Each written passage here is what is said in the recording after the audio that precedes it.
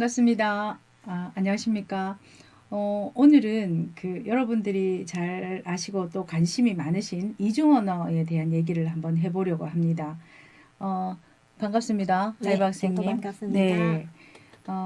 제 옆에 계시는 하이바 학생님은 베트남에서 결혼 이주해 온 학부형이기도 하고 이중 언어 강사로도 활발하게 활동을 하고 계십니다.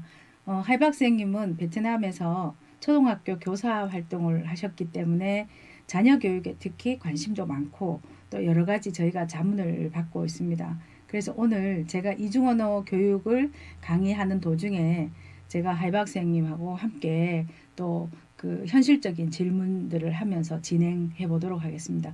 저는 경북가족센터의 장은성 센터장이라고 합니다. 반갑습니다. 하이바 학생 잘 부탁드릴게요. 네,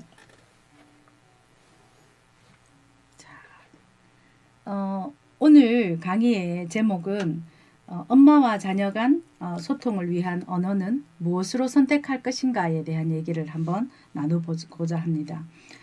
첫 번째로 다문화 가정의 가족 구성원은 대단히 어려운 현실에 놓여 있습니다. 왜냐하면 부부 간의 문화나 특히 소통에 가장 중요한 언어가 한국어와 기타 이제 다른 나라의 언어이기 때문에 대단히 이제 가족 구성원으로서 역할을 하기에 어려움이 많이 있는 걸로 알고 있습니다. 그리고 또 이중언어 교육 경험이 가족에 어떻게 긍정적으로 영향을 미치는지에 대한 얘기를 좀 해보고요. 또 하이바 학생님하고 함께 이중언어를 실제 가정에서 생활 언어나 교육적 언어로 교육을 하게 될때 가정에서는 어떻게 이제 교육을 하는 게 효과적인지, 그리고 학교 교육에서는 또 어떻게 하는 게 효과적인지에 대해서 나눠보도록 하겠습니다. 첫 번째, 다문화 가정의 가족 구성원 간의 어려움은 이제 기존의 베트남이나 캄보디아나 여러 이제 나라에서 가정을 이루어 있고 가족 구성원의 관계나 가족 문화에 대한 것들이 한국 가정과는 좀 차이가 있기 때문에 새로운 한국인이 뭐 시어머니도 있고 시누이도 있고 여러 이제 뭐 시동생도 있고 하는 기존의 한국 가정 안에 새로운 이주 여성이 결혼으로 오기 때문에 가족 문화에 대한 적응이 대단히 어렵다고 이제 알려져 있습니다. 그리고 결혼 이주 여성들이 한국에 와본 경험이나 한국에서 한국어를 배워본 경험들이 전무한 경우가 많아서 또 이 문화에 대한 이해가 부족한 문제로 인해서 어떤 갈등이나 또 정착의 어려움을 갖고 있습니다.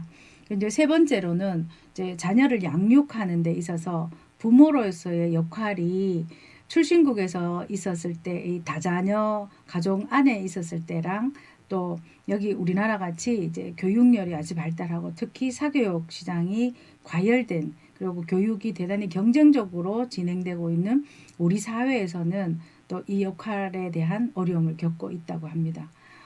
그리고 이제 마지막으로는 문화와 언어가 다른 곳에서 결혼 이민 여성들이 특히 엄마들이 충분하게 정서적으로 지지를 받지 못하는 이런 상황에서 오는 고향을 그리워하는 향수병을 동반한 이런 이제 병리적 문제도 왕왕 이제 발생하고 있는 상황이라고들 합니다. 그리고 이제 아무래도 다문화 가족들이 경제적으로 맞벌이하는 경우가 많기 때문에 경제적으로 지지 체계가 좀 부족하고, 그리고 또 부모가 모두가 일을 하는 데서 이제 전문직이나 정규 시간이 정해진 이런 공간에서 직장을 하는 것들이 아니고 비정규직이나 또 불특정한 일자리가 많아서 실제로 자녀가 필요한 교육적 지원 시기에 즉시적으로 대응하지 못하는 이런 이제 어려움도 발생하기도 합니다. 그리고 잘 아시다시피 아버지 나라, 엄마 나라의 서로 다른 자녀 교육관 때문에 갈등을 겪기도 하고 있고요. 그리고 이제 특히 결혼 이민 여성, 그리고 이제 한국 사회에서는 결혼 이민 여성들이 훨씬 많은 수를 차지하기 때문에 제가 이제 어머니라고 이제 칭을 한다면 결혼 이주 여성의 학부모 중 어머니들은 대부분 한국에서 학교를 다닌 경험이 없기 때문에 부모들이 이제 그 엄마들이 한국 교육 시스템에 대한 이해가 부족해서 오는 어려움들도 가지고 있습니다. 그래서 우리 다문화 가족 중에서는 이제 그 한국어를 빨리 배워야 되겠다라고 해서 출신국 언어를 사장시키고 적극적으로 이렇게 사장시키면서 한국어만 배우는, 그래서 정말 다문화 가족은 이중 문화에 대한 자부심이나 자긍심을 어릴 때부터 심어줘야지만 정체성이 확고해질 때 학습적 자존감이나 학업 성취도가 높을 수밖에 없는데 그게 좀 잘 안 되는 게 우리 현실이거든요. 그래서 제가 오늘은 그 부분에 대해서 왜 이중언어가 중요한지, 그리고 일상적인 이중언어 환경 조성이 중요한지에 대한 얘기를 좀 하려고 합니다. 비고츠키라는 언어학자는 어린이는 언어를 배우기 위해서 의사소통을 하는 것이 아니라 먼저 의사소통을 하려고 그 과정 안에서 언어를 배운다고 합니다. 그래서 결국 언어는 의사소통을 하는 하나의 도구에 불과한 거죠. 그렇기 때문에 이게 주류 언어다, 비주류 언어다라고 이렇게 구분되는 거는 좀 모순적이다라고 볼 수 있습니다.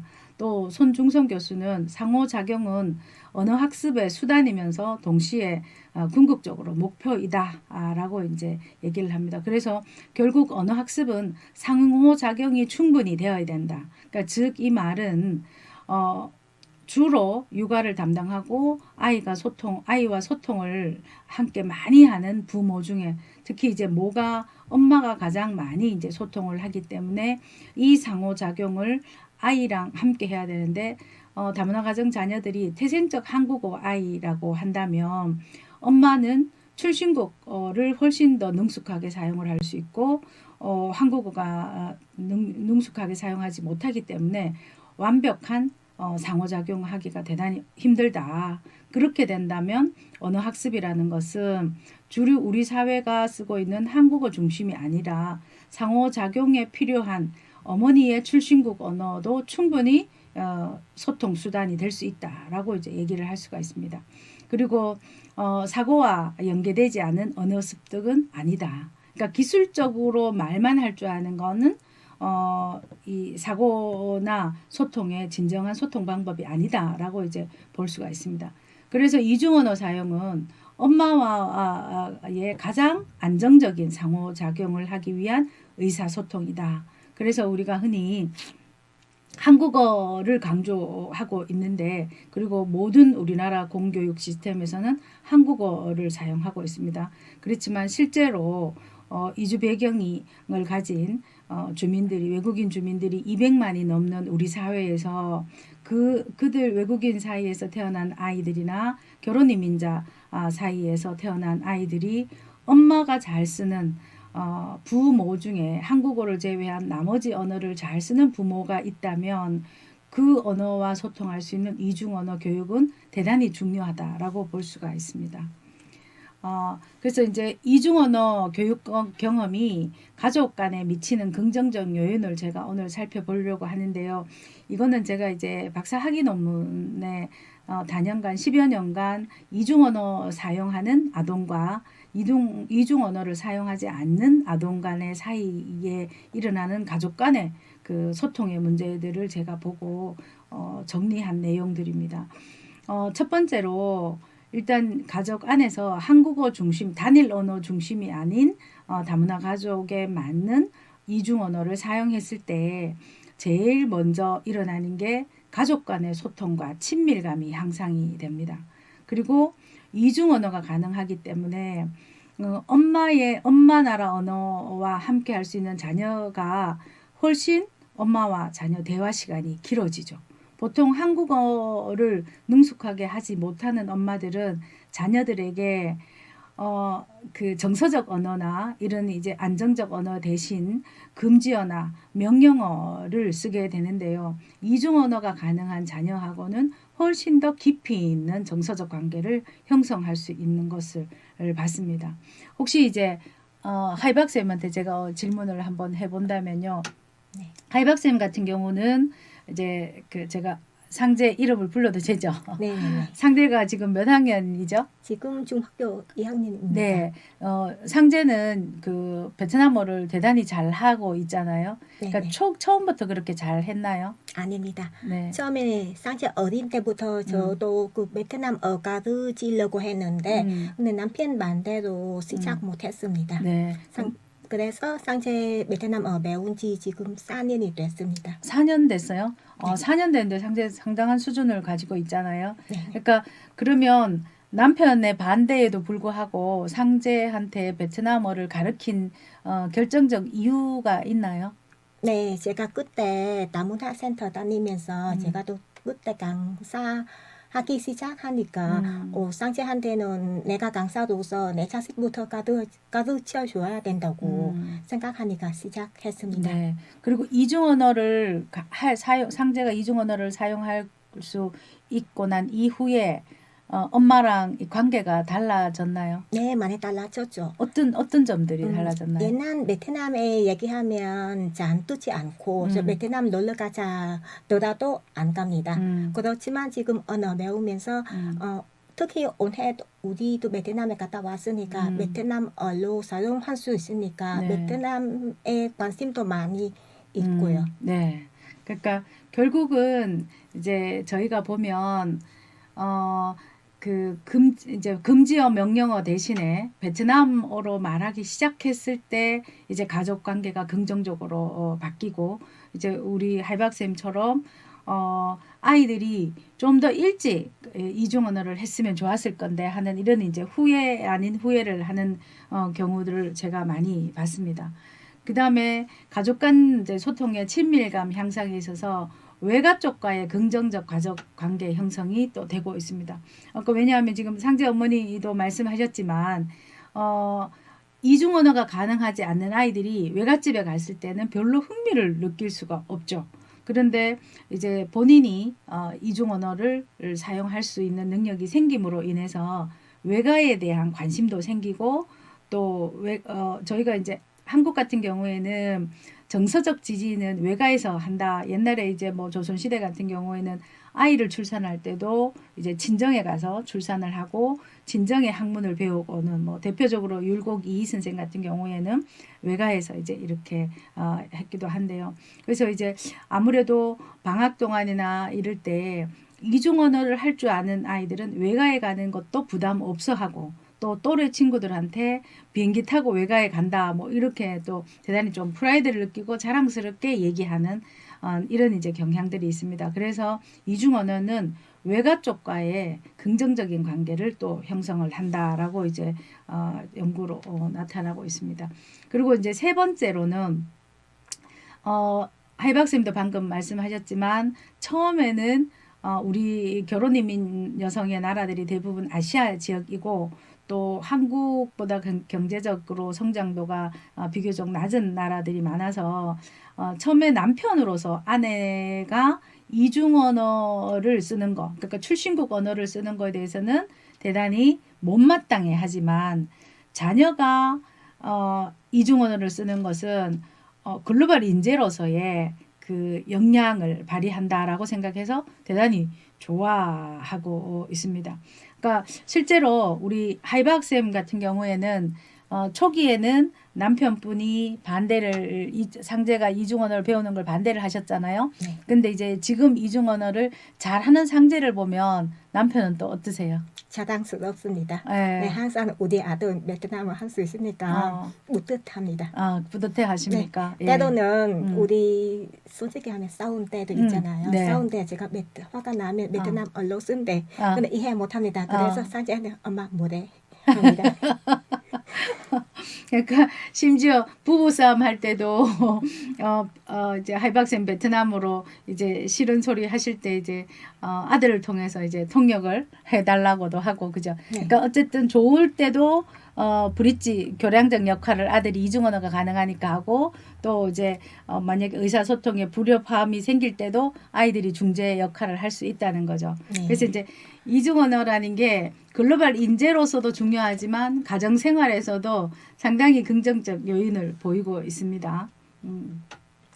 그 다음에 이제 이중언어를 하는 아이들을 본인들한테도 자신감이나 자긍심이 향상되는 것으로 나타나고 있습니다. 왜냐하면 이제 우리가 경상북도에는 이제 그 이중언어 국내외 캠프를 하고 있는데요.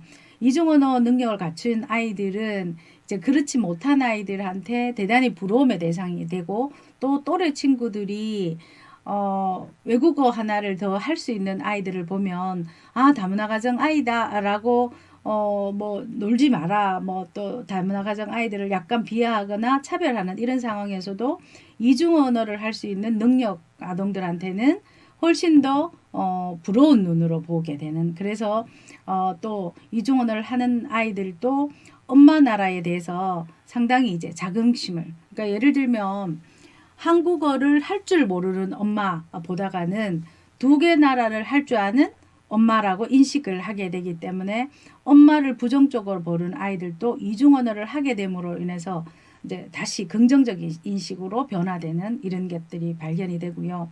그리고 이중 언어 능력은 주변으로부터 칭찬을 많이 받기 때문에 이 자긍심으로 인해서 학교 생활이나 학업 성취의 전반에 있어서 대단히 자신감이 향상이 되고 자긍심이 함량되는 이런 이제 변화의 경험을 겪기도 하고 있습니다.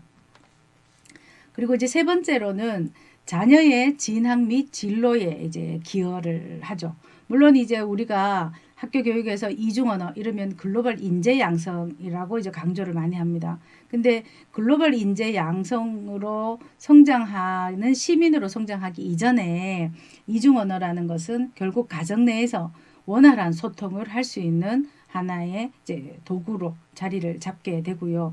또 꾸준하게 이중언어의 능력을 함양했을 경우에는 이제 자녀의 직업 선택이나 또 대학의 진학에 있어서도 훨씬 더 문화 다양성이나 언어 다양성의 강점을 가지고 진학을 하거나 진로를 결정하고, 그리고 이제 다양한 창구가 열려 있습니다. 특히 이제 한국같이 수출이나 또 K 문화 영향으로 이제 한국이 종전보다가 훨씬 더 세계에서 이렇게 자리를 잡고 있는 이런 상황에서는 문화적, 언어적인 다양성이 훨씬 더 좋은 기회를 줄 수 있다고 볼 수가 있습니다. 그리고 이제 네 번째로 자녀의 엄마 나라 언어와 문화에 대한 이해가 이제 많이 이제 증진이 됩니다. 그러니까 그동안 우리 이제 다문화 가정 자녀들은 아버지 나라, 즉 한국의 언어와 문화 중심으로 우리는 그동안 이제 단일 언어와 단일 그 민족이 전 세계적으로 단일 언어와 단일 민족을 쓰는 나라는 이제 4-5개 정도 나라밖에 되지 않은 단일 민족과 단일 문화 속에서 아버지 문화 중심으로 아이들이 성장을 했습니다. 그러다 보니까 엄마 나라에 대한 것들은 배울 기회도 없었고, 그렇지만 이중 언어를 통해서 엄마 나라에 대한 문화도 자연스럽게 배우게 되고, 그리고 이제 한국어가 부족하지만 그렇지만 출신국 언어를 완벽하게 하고 있는 엄마에 대한 생각을 다시 한번 하게 되면서 엄마의 나라 문화를 알아가고 또 외가에 대한 문화를 관심을 가지게 되면서 엄마를 바라보는 이런 시각들이 달라지고 있는 게 대단히 이제 고무적으로 생각이 되는 부분입니다. 그러니까 여러분들도 제가 아마 이 강의를 듣는 분들이 학부형도 계실 거고 학생도 있을 건데, 친구가 한국어만 할 줄 아는 친구가 있는 것보다는 다양한 나라의 언어를 할 줄 아는 친구들이 많이 있다면 여러분들이 나중에 방학 때 친구 따라서, 우리나라의 속담에 친구 따라 강남 간다는 얘기도 있죠. 그래서 이제 강남도 가보고 베트남도 가보고 캄보디아도 가보고, 그래서 우리 주변에서 한국어를 비록 잘 사용하지 못하는 엄마를 보면서 이상하다라는 편견을 가질 것이 아니라 글로벌 시대에 이렇게 다양한 나라 언어들이 우리 주변에서 사용하고 있다. 그래서 나는 다양한 나라 언어와 다양한 문화를 경험할 수 있다라고 생각을 하면 대단히 반가운 일이 아닐까 생각을 해봅니다. 자, 또 제가 상제에 대한 얘기를 한번 해볼게요. 상제가 이중 언어를 하고 나서 상제가 느끼는 이제 스스로에 대한 어떤 자부심이나 이런 것들도 변화가 있었나요? 네, 있습니다. 상제가 옛날 어린 때 제가 상제는 어느 나라 사람이냐 물어보면 네. 네, 제가 한국에 태어났으니까 물론 한국 사람이지. 예, 하지만 네.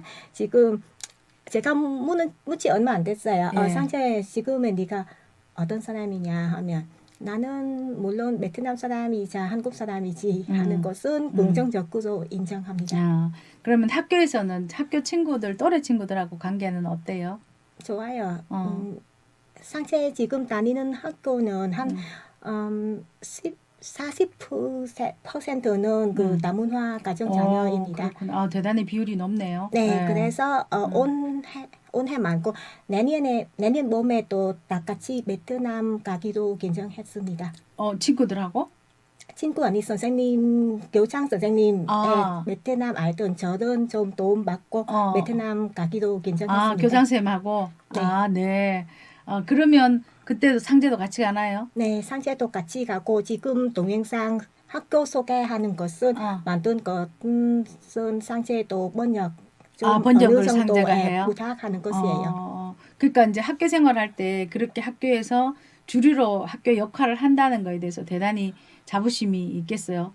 네, 있죠. 처음에는 제가 엄마는 외국 사람이니까 솔직히 하면 선생님이 약간 좀 무시하는 것 있습니다.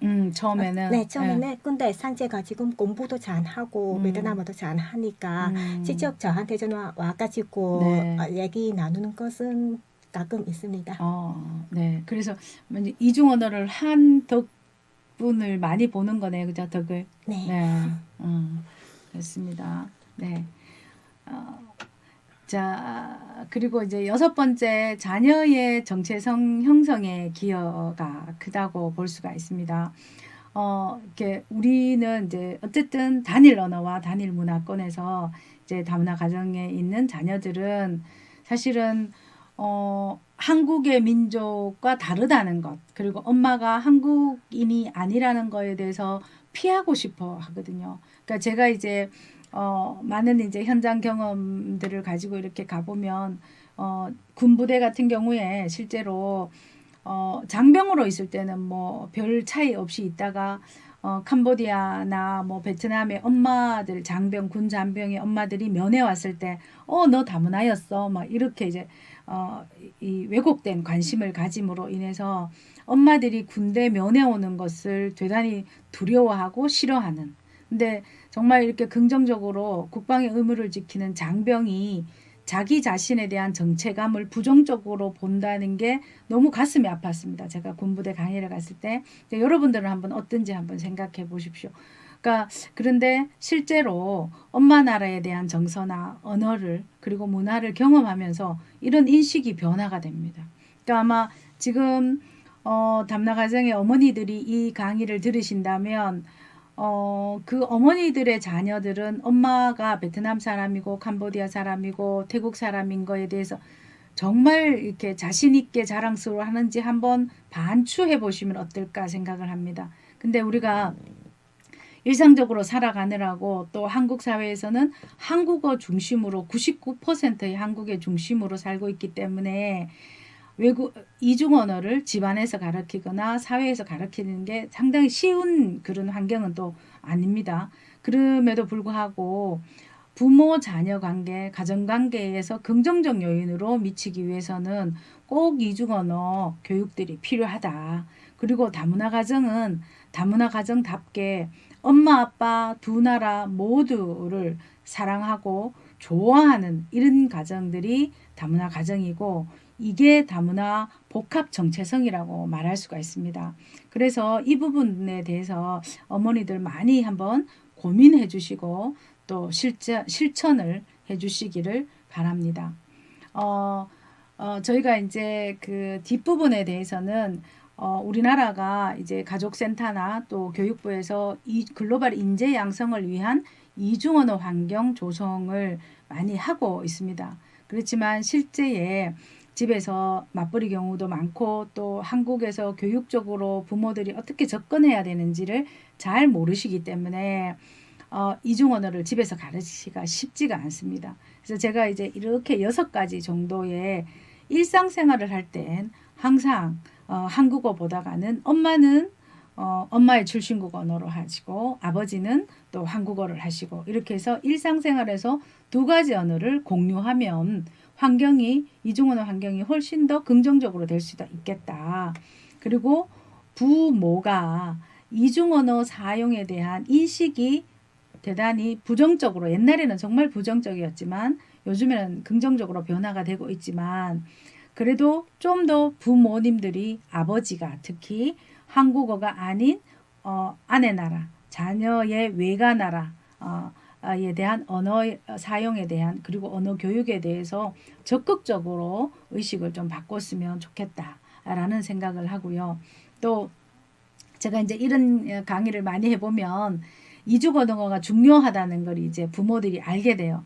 그래서 지금부터 이중언어 공부를 해야 된다, 이렇게 해서 뭐 하루에 10장씩 이중언어 단어 쓰기 한다거나 강제적으로 언어의 공부를 시킨다면 결국 이게 언어라는 것은 재미가 있어야 되잖아요. 그래서 공부라는 어떤 중압감보다는 부모와 함께 재밌게 배울 수 있는, 그래서 이중언어 할 때는 아버지는 한국어밖에 할 줄 모르니까 관심이 없는 것이 아니라 엄마의 출신국 언어를 사랑하는 남편도 같이, 그러니까 어머니, 아버지, 자녀가 함께 또 다른 언어를 배울 수 있는 재미있는 환경을, 그래서 많은 대화 속에, 많은 체험 속에서 만들어질 수 있는 이중언어 환경이 필요하다라고 보고 있고요. 자, 이쯤에서 제가 하이바 학생한테 또 한번 질문을 드리겠습니다. 하이바 학생님은 집에서 이중언어를 어떻게 하시나요? 환경을 어떻게 조성하시나요? 제가 생각하기에는 어린 때부터 시작하면 아이들은 그냥 공부하기보다는 습득하는 것이에요. 그냥 자연스럽게만 하면 아이들은 저절로 배울 수 있는데 지금 아이들은 어느 정도 그 나이가 좀 5살, 6살 됐으면 그냥 일상생활에서는 카드로 만들어 가지고 카드로. 네. 그리고 놀이 같은 것은 그냥 엄마는 베트남어로 얘기해 주었으면 그게도 도움이 됩니다. 놀이할 때나 이럴 때는 베트남어로 사용하고. 네, 그리고 지금 쌍제 키우니까 좀 크니까 네. 중2니까 지금 청소년이 좀 됐잖아요. 네, 네. 그래서 보통 지금 얘기한 때는 일부러 베트남어로 섞여서만 하는 것이에요. 그 일상 대화했을 때 베트남어로 섞어서 얘기합니까? 네, 그리고 특히는 가끔 제가 얘 저한테 무슨 말 하려고 하는데 근데 제가 일부러 엄마 몰라, 네가 베트남어로 해봐 하면 제도 네. 스스로 그 사전에 뒤집어 가지고 그 언어는 사전까지 찾아서. 네, 베트남어로 그걸 표현하려고 해요.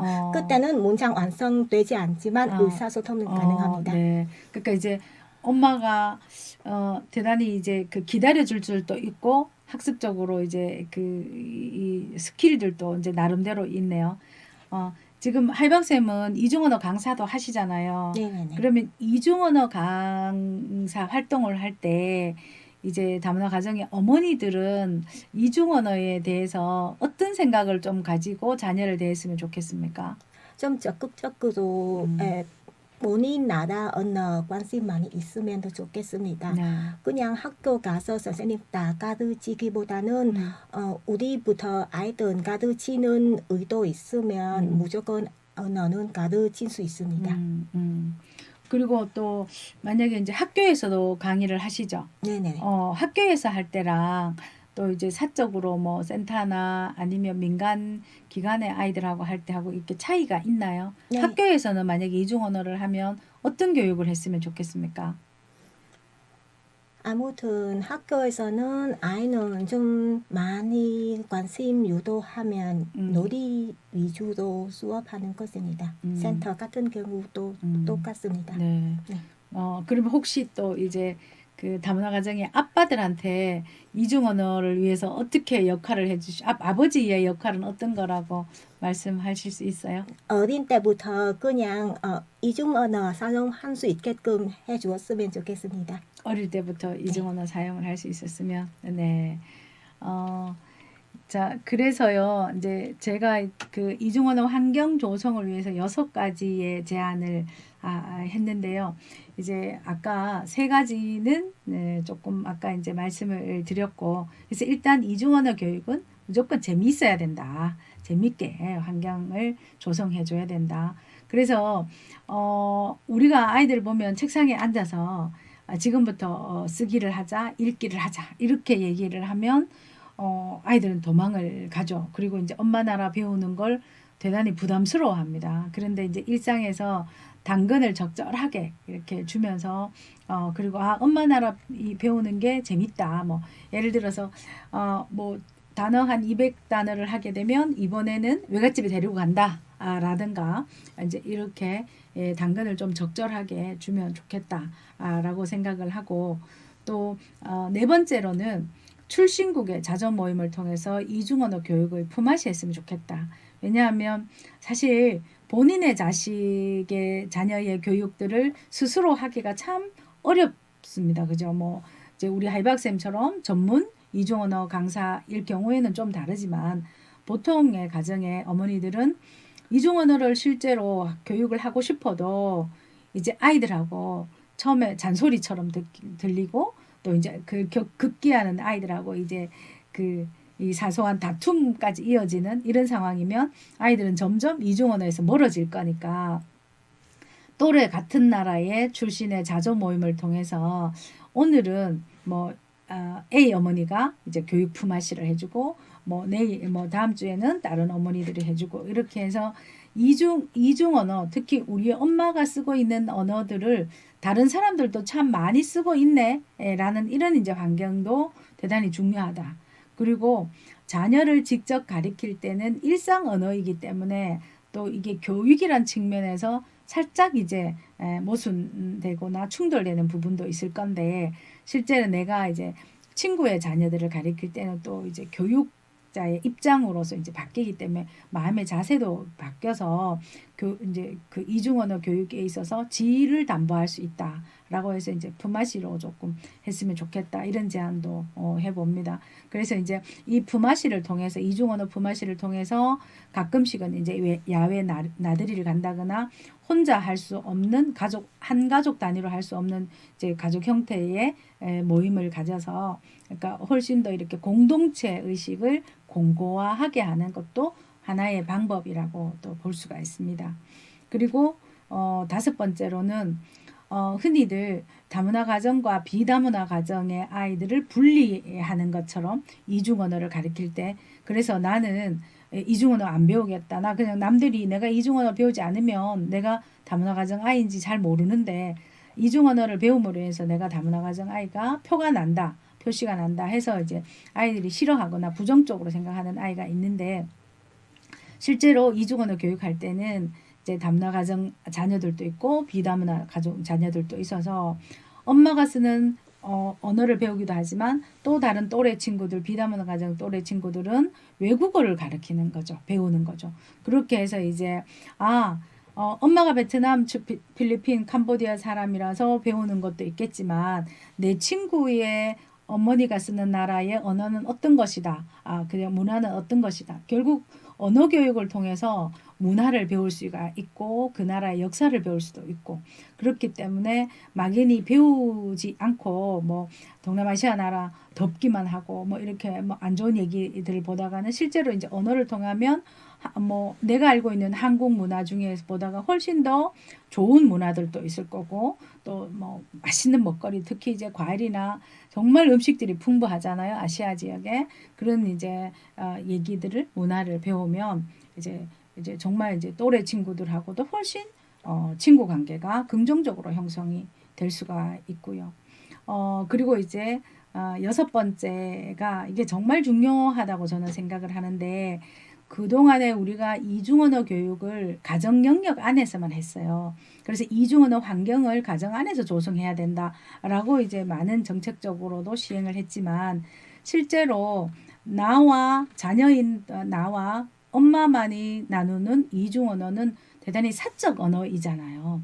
그런데 이 이중 언어를 사적 언어에서 학교나 공공 영역에서 쓰게 되고 공교육 학교 내에서 이중 언어 교육이 공식화가 된다면 집에서 쓰는 나랑 엄마가 쓰는 언어가 학교에서 우리 담임 선생님이 인정하고 학교에서 공식적으로 교육을 하네라고 생각한다면 이중 언어가 비주류 언어라는 이런 이제 부정적인 인식들이 많이 변화가 될 수 있잖아요.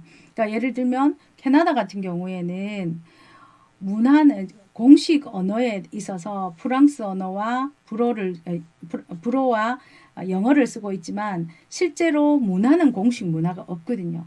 그래서 학교 안에서 뭐 퀘벡이나 이런 이제 몇몇 지자체에서는 방과 후에 연간 100시간 이상 이중 언어를 학교에서 공식 언어로 인정하고요. 그리고 교육청 같은 경우에서도 교육청 홈페이지에 최소한 9개국 나라 이상의 언어가 안내로 다 되어 있습니다. 그렇게 되면 공공문서에서도 이 나라가 쓰고 있는 한국어가 아닌 내가 쓰고 있는 베트남어, 캄보디아, 태국어도 여기 이렇게 공공문서에도 나오네 라고 생각하면 우리 엄마가 쓰는 언어만이 아니라는 것을 아이들이 이제 인식을 통해서 이 언어를 좀 더 배워야 되겠다 라는 얘기들을 할 수 있을 거라고 봅니다. 그죠? 그래서 제가 이제 여러분들이 이제 제 강의를 들으시는 분들은 결국 이중 언어라는 것은 다문화 가정 자녀들만 배우는 것이 아니다. 내 다문화 가정 친구가 배우는 언어는 또 다른 나와 거리를 가깝게 하는 외국어로서 배울 수 있는 충분한 이런 이제 인식도 변화할 뿐더러 한국 언어 중심에서 우리 대한민국이 200만이 넘는 다문화 사회로 이제 전환을 하는 이 시점에서 문화적 다양성을 인정하려고 하면 결국은 언어의 다양성도 인정해 줄 수 있는 이 환경이 조성이 되어야 되는 거죠. 그래서 다문화 가정의 어머니들은 내가 한국어를 잘 사용하지 못한다는 거에서 부끄러워하시지 말고, 왜냐하면 당연히 내가 한국에서 태어나지 않았고 한국에서 학교 교육을 받아보지 않았던 어머니들이 한국어를 잘할 수 있기는 대단히 어렵습니다. 우리 지금 하이박사님 한국에 오신 지 15년이 지났고 지금 대학원에 석사를 마치셨는데도 여러분들 보시기에는 한국어로 발음하는 그 정도는 상당히 이제 차이가 있잖아요. 근데 그 차이는 당연히 태생적으로 차이가 있을 수밖에 없습니다. 그렇지만 한국에서 또 한 사람의 시민으로서 충분히 자리매김을 하고 있는 것들을 이제 여러분들이 보시게 되고 저는 또 그를 통해서 이렇게 역량이 강화되면서 한국에서 공동체에 기여하는 시민으로 이렇게 살고 계시는 걸 보면 저도 너무 이제 이렇게 보람도 느끼면서 너무 감사하다는 마음도 느끼거든요.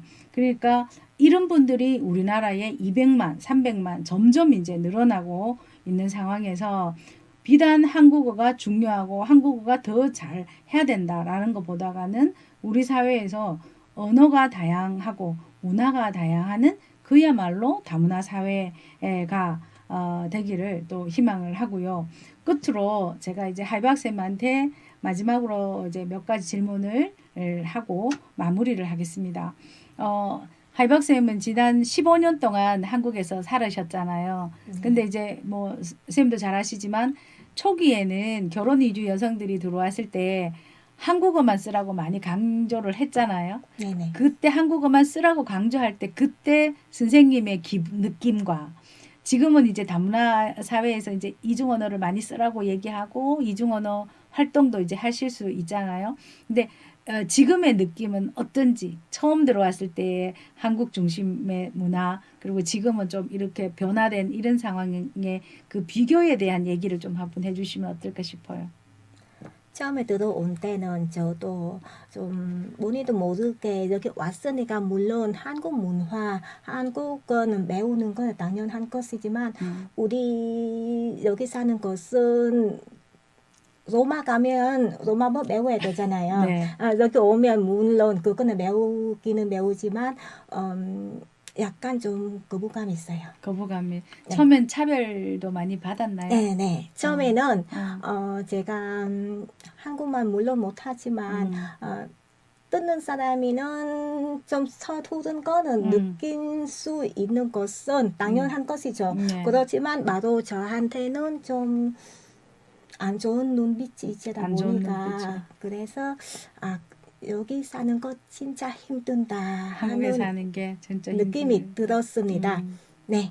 근데 지금은 어떠세요? 지금은 괜찮습니다.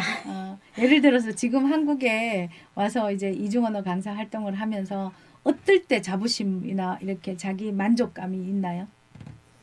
자부심은 없지만 만족감이 있습니다. 다른 것이 모르겠지만 제 아들 지금 성장하는 모습 보니까 좀 뿌듯합니다. 혹시 그러면 선생님 그 상제는 나중에 대학을 가면 한국에서 보낼 건가요? 아니면 그 베트남으로 유학 보낼 그런 생각도 있나요? 저는 아이한테는 억지로 뭐가 하라고 안 합니다. 그래서 상제는 원하는 대로 한국에 하고 싶으면 한국에 하고 베트남 가고 싶으면 베트남 가도 괜찮습니다. 네. 혹시 끝으로 우리 이 강의를 많은 분들이 대구의 학부형이나 학생들이 이 강의를 듣는다고 저 알고 있거든요. 그러면 이제 그런 우리 다문화 가정의 학부형들한테 여러분들이 이중언어는 이렇게 하는 것이다라고 한마디를 해주실 수 있나요? 제가 했는데요. 우리 외국 사람이니까 아무리 노력하더라도 한국말 제대로 못합니다. 차라리 그냥 모국어로 쓰면 아이들은 정서적 안도 생기고 그리고 언어 두 가지 습득하는 것은 지금 상체처럼 억지로 배운 것 훨씬 낫습니다. 네, 그럼 이제 일상에서 그죠? 네, 일상에서 왜냐하면 한국에 오니까 무조건 서투른 거는 당연한 것이라고 생각합니다. 그러니까 잘 못해도 된다. 네, 못하는 것은 물론 본인은 노력하는 건 노력하지만 아이들한테는 그냥 모국어로 썼으면 좋겠습니다. 네, 네. 그러니까 비록 잘하고 못하고 상관없이 자신감 있게 한국어도 쓰고 부족한 한국어도 쓰고 잘하는 모국어도 쓰고 그러니까 그래야지만 아이들도 자연스럽게 두 가지 언어, 이중 언어를 할 수 있다 이런 말씀을 하시는 거죠. 네. 잠깐 제가 실례하지만 우리는 한국말 서투르니까 아이가 듣을 때는 아이도 따라 좀 정확한 발음을 못하니까 그래서 차라리 그냥 모국어로 쓰는 것은 제일 좋은 방법입니다. 네. 그러니까 발음에 대해서도 부정확한 발음을 하는 것보다는 오히려 모국어의 정확한 발음을 하고 한국어의 그 이제 발음에 대한 교정들은 또 이제 학교에서 또 선생님으로부터 또 배우고 그렇게 하면 좋겠다는 이런 말씀을 하십니다. 어쨌든 그 이중언어 그리고 문화적 다양성 출신 이주 배경이 다양하다는 것 때문에 자존감이 낮아지거나 그리고 부정적인 인식을 가지는 것보다는 부족하지만 그리고 다르지만 세계 시민으로서 자신감 있게 두 가지 언어를 사용할 수 있는 능력을 갖추었으면 좋겠다. 그런 말씀을 마무리로 하고 오늘 강의를 마치겠습니다. 고맙습니다. 네, 감사합니다.